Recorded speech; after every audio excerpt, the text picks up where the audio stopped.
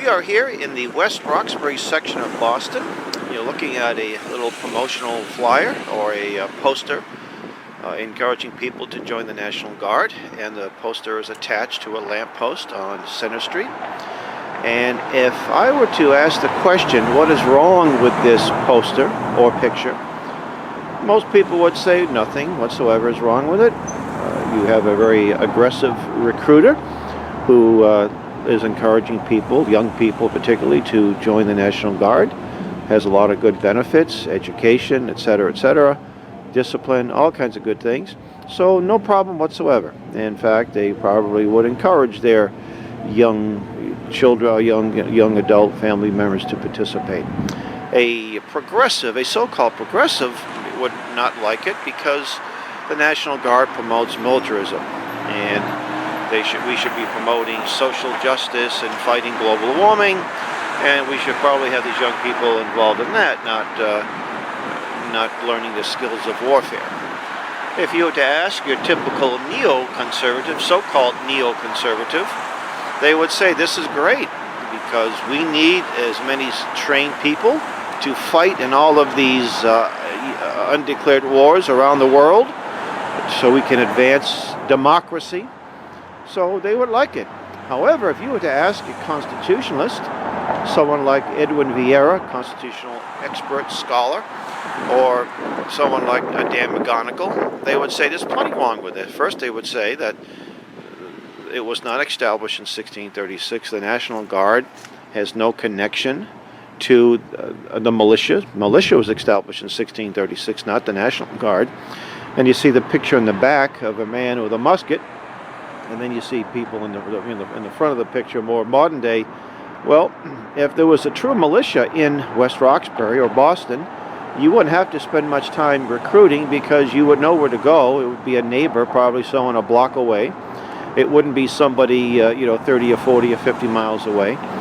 And they wouldn't have to really recruit because it would be an obligation if you were within a certain age, 18 to 45, I think is usually what the guidelines were, that they were a part of a militia. And if you had an issue, if you had an incident like the bombing we had in the Marathon bombing, the local militia would have taken care of the problem. It may have even prevented it. We do not have a militia, and the National Guard is not the militia. It was a corruption of the law. In 1903, the Dick Act was passed, and then there was a National Defense Act in 1916, I believe. They called the militia, the National Guard is called the active militia, or the organized militia. Well, it's not the organized militia. It is not the militia at all.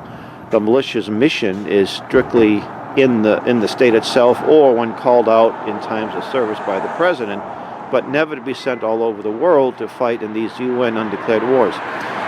So to learn more about this, I recommend anything by Edwin Vieira and Dan McGonigal. Dan McGonigal wrote a book called Execute the Laws to Restore the Republic. Edwin Vieira's book, The Sword and Sovereignty, and you'll find their various speeches on YouTube.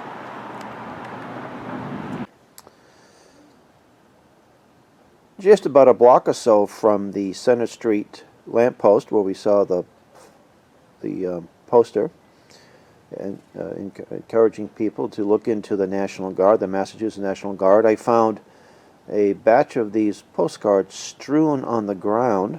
I picked them up and surprised what I found.